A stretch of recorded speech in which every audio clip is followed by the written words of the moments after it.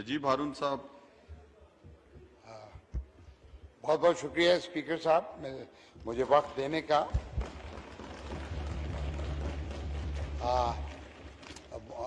मैं आज पहली दफा अपने माइक को मैंने ऑन किया है पिछले 3 साल के अंदर, तो उम्मीद है आप मुझे थोड़ा सा वक्त देंगे कि मैं कुछ बात रख सकूं, क्योंकि इसमें मौजूद ऐवान का मैंने कभी भी एक लम्हा भी वक्त लिया नहीं, ना ज़ाय करवाया। पिछले 1.5 माह से पाकिस्तान इंजीनियरिंग काउंसिल जो का एक इलेक्शन के सिलसिले में मैं पूरे मुल्क के तूल और अर्ज से मैं कैंपेन कर रहा था, उसका मैंने दौरा किया और उसमें हजारों इंजीनियर से भी राब्ता हुआ। इंजीनियर्स जो कि मुल्कों के मामार होते हैं, मेरा और हमारा मुल्क पाकिस्तान भी, और मैं फ्लोर के दोनों तरफ यहाँ पे जो हमारे अरकान हैं उनकी तवज्जो चाहूँगा कि हमारा मुल्क जो कि तीसरी दुनिया का मुल्क है, तरक्की पजीर मुल्क है, और जब से हमने होश संभाला तरक्की पजीर ही है। इसको कई नस्लें गुजर गई तरक्की याफ्ता देखने का ख्वाब देखते हुए, और मैं समझता हूँ कि हम पे जो ये हाउस इस वक्त मौजूद है, फिर इस एक जिम्मेदारी है कि हम पाकिस्तान को तरक्की याफ्ता की तरफ कुछ ना कुछ कदम दिलवाएं। मुल्कों की तामीर, पूरी दुनिया के जो तरक्की याफ्ता मुमालिक हैं उनकी जो तामीर होती है, तरक्की होती है, उसको उसके इंजीनियर्स मेमार करते हैं। ये जो इलेक्शन था, ये एक बड़ा इलेक्शन था पाकिस्तान के तूल और अर्ज के अंदर। इसके अंदर पाकिस्तान इलेक्शन कमीशन भी इन्वॉल्व हुआ, नादरा भी इन्वॉल्व हुई, और पूरे मुल्क के 2 लाख इंजीनियर जो बैलेट वोटर्स थे वो इसमें हिस्सेदार बने। तो इंजीनियर्स की जो बरादरी है उसके अंदर सारे एकेडमिया, जो वाइस चांसलर, प्रोफेसर, ये भी आते हैं। इसमें कम से कम जो वोटर होता है वो 16 जमातें पास होता है, और इसके अंदर जो सरकारी इंजीनियर्स भी आते हैं, और इसके अंदर जो फौज के अंदर इंजीनियर्स हैं इंजीनियरिंग कोर के, वो भी आते हैं। प्राइवेट सेक्टर भी आता है और इंडस्ट्री भी आती है, कंसल्टेंट्स भी आते हैं और कंस्ट्रक्टर्स भी आते हैं। क्योंकि मैंने जब दौरा किया तो मुझे इंजीनियर्स के मसाइल का भी इदराक हुआ और उनकी मुश्किलात का भी इदराक हुआ। मुझे इस चीज का बड़ा शिद्दत से एहसास, जैसे मैंने पहले कहा, कि हम एक दलदल के अंदर फंसे हुए हैं, और उससे में जितने हाथ पैर मारते हैं उसके अंदर हम मजीद सिंक करते जाते हैं। मैं ये कहना चाहता हूं अपने तमाम मौजूद अरकान से कि अगर हमने अपनी इंजीनियर्स की तरफ तवज्जो नहीं दी, उन मेमारों की तरफ तवज्जो नहीं दी कि जिन्होंने 22 करोड़ लोगों को मुश्किलात से निकालना है, तो 1000 साल तक भी पाकिस्तान तरक्की याफ्ता नहीं बन सकेगा, और ज्यादा से ज्यादा हम अपने आप को तरक्की पजीरी कहते रहेंगे। इसके लिए जरूरी ये है कि बहैसियत एक कौम के, एक मुल्क के अपने मेमारों का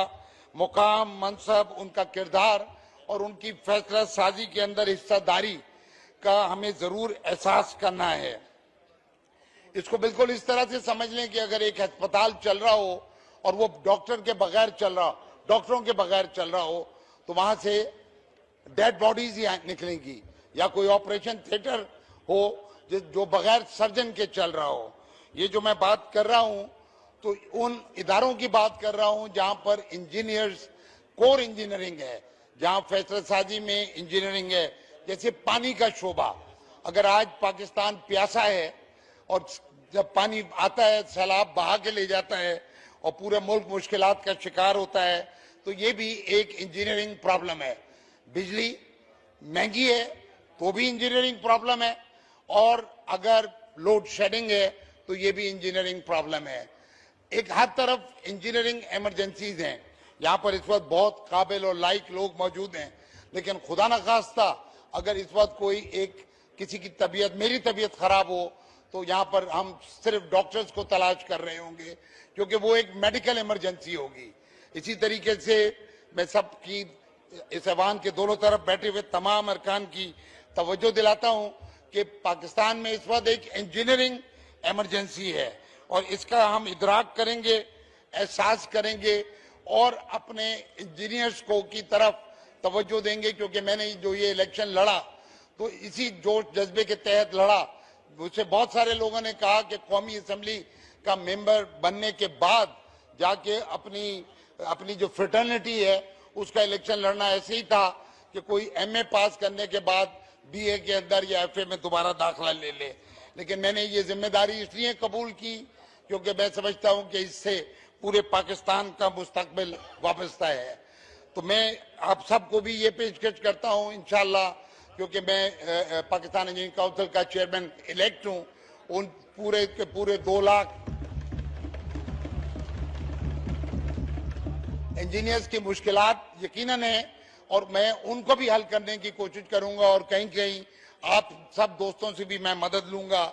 इस लिहाज से कि कहीं वो टेक्निकल अलाउंस जो कुछ सूबों के अंदर हो गया है, फेडरल के अंदर अभी नहीं हुआ है, उसके पीछे जाएंगे। कुछ सर्विस का स्ट्रक्चर, क्योंकि लोग 25-30 साल बाज़ औक़ात एक ही ग्रेड के अंदर बैठे रहते हैं और उनको अपना कोई नाउमीदी की कैफियत रहती है अपने मुस्तकबिल से। जो फ्रेश इंजीनियर ग्रेजुएट्स हैं वो इस वक्त नौकरी और बेरोजगारी की कैफियत के अंदर हैं। तो हम अगर उनकी तरफ तवज्जो नहीं देंगे और इन मसाइल को उनके हल नहीं करेंगे तो हमारा भी मुस्तकबिल, पूरी कौम का हम मुस्तकबिल भी तारीख हो जाएगा और हम वहां तक नहीं पहुंच सकेंगे। ये जो इलेक्शन हुआ इसके अंदर बहुत बड़ी तादाद में इंजीनियर जुड़े, चारों सूबों से माशाल्लाह अल्लाह ने कामयाबी दी और मैं समझता हूं कि मैं ये किरदार अदा कर सकूंगा कि इंजीनियर्स के मसाइल को भी हल करूं। और आपको यकीन दिलाता हूं कि पूरी इंजीनियर्स की बरादरी जो कि 4 लाख इंजीनियर्स पे मुहित है और उसके बाद वो सारी की सारी को इंशाअल्लाह उनकी सलाहियतों को बरवकार लाना है। असल काम ये है कि वो कुर्सियां, वो शोबे जो उसके हेड और जिसका सरबरा इंजीनियर को होना चाहिए, वहां पर मैं इंशाअल्लाह ताला इसकी कोशिश करूंगा, सही करूंगा कि इंजीनियर ही बैठे और इंजीनियर ही वहां फैसला करे। हमें ये अहमियत एक दफा में और एहसास दिलाने के लिए अपनी पूरी कौम को और अपने यहाँ कोलीग्स को कि इंजीनियर्स हमारी एक रीढ़ की हड्डी की तरह हैं। अगर रीढ़ की हड्डी कमजोर है तो हमारी कमर भी झुकी रहेगी और हम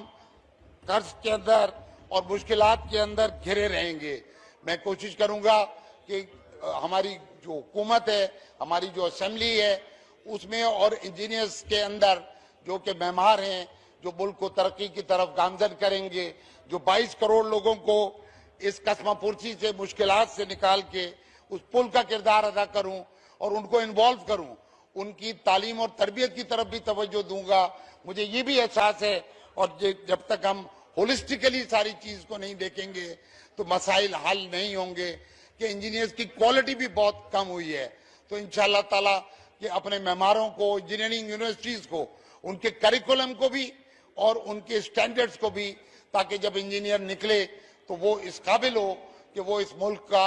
एक लीडर के तौर पे निकले। और सिर्फ मैं इंजीनियरिंग शोबों की बात कर रहा हूँ, बैंक का सरबरा यकीनन इंजीनियर नहीं होगा, इंजीनियर का कोई फॉरेन पॉलिसी में भी कोई दखल नहीं होगा, दाखिला के महकमे में भी नहीं होगा, लेकिन पानी,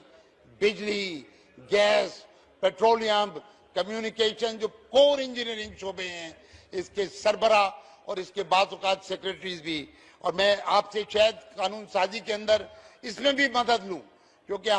मैंने जैसे कहा कि 42 साल का करियर लगाने के बाद हम सारे इंजीनियर्स, सीनियर इंजीनियर्स जो हैं वो कौम के सामने शर्मसार हैं कि हम अभी तक अपने आप को ज्यादा से ज्यादा तरक्की पजीर कह सकते हैं, वरना बाहर की दुनिया हमको तो गैर तरक्की याफ्ता ही कहती है। तो इस लिहाज से हम इंजीनियर्स पे भी तवज्जो देंगे, उनकी करियर के ऊपर भी तवज्जो देंगे। और अगर इस पे मैं होमवर्क करूंगा कि पाकिस्तान इंजीनियरिंग सर्विसेज, क्योंकि इसको इमरजेंसी की तरह हमने इसमें तवज्जो नहीं दी तो मुश्किलात बढ़ती जाएंगी। और वो जैसे मैंने कहा कि जितने हाथ पैर मारेंगे, और जाहिर बात है कि यहाँ पर बैठ के मुझे इसका और ज्यादा एहसास है कि भरपूर कोशिश के बाद, ईमानदारी से कोशिश के बाद, और बहुत सारे इकोनॉमी के मामला भी बेहतर हुए हैं, लेकिन जो मंजिल है वो बड़ी दूर है। और ये असेंबली भी वो किरदार अदा करे। इसके बाद वाली भी पाकिस्तान एकेडमी ऑफ इंजीनियरिंग बन चुकी है, वहां पर इंजीनियर्स की तरबियत करेंगे ताकि वो ब्यूरोक्रेट्स की तरह और जिस तरह से स्टाफ कॉलेजेस से हमारे फौजी भाई अपने कॉम्पिटेंस के साथ निकलते हैं या हमारे ब्यूरोक्रेट्स निकलते हैं, तो इंजीनियर्स को भी पाकिस्तान इंजीनियरिंग सर्विसेज के जरिए बेहतरीन इंजीनियर्स को, उस खजाने को जो हमारे पूरे मुल्क ने FSC के बाद 12 जमातें पास करके बेहतरीन दिमाग हमने वहां पर झोंके हैं, तो उनकी इस तिजोरी के अंदर जो खजाना है उससे पूरा मुल्क भी इस्तेफादा हासिल करे और पाकिस्तान भी तरक्की करे। उसमें इंजीनियर्स की पहले हमने मदद करनी है और उन्होंने फिर लीडरशिप रोल के तहत ये जिम्मेदारी को उठाना है कि पाकिस्तान को उसके मसाइल से निकाले। मैं वक्तन फवक्तन इंशाअल्लाह तलबगार रहूंगा इस हाउस की मदद से भी कि हम उनके लिए सहूलियात पैदा करें, बेहतरीन उनकी तरबियत करें और उनको इस तरह के ताकि वो मुल्क की तामीर, उसकी तरक्की, तीसरी दुनिया की लानत से हम निकलें और तरक्की पजीर की उससे भी निकलें, नाम से भी निकलें और फिर मराइल को ऊपर बढ़ते हुए इंशाअल्लाह मेरी जिंदगी में नहीं तो यहाँ हाउस में बैठे हुए जो नौजवान हमारे यहाँ पे पार्लियामेंट के मेंबर्स बैठे हुए हैं, ये एजाज हासिल कर सके इस पार्लियामेंट भी कि इंशाअल्लाह कि मुल्क मेरा और आपका मुल्क पाकिस्तान एक तरक्की याफ्ता मुल्क बने। बहुत बहुत शुक्रिया।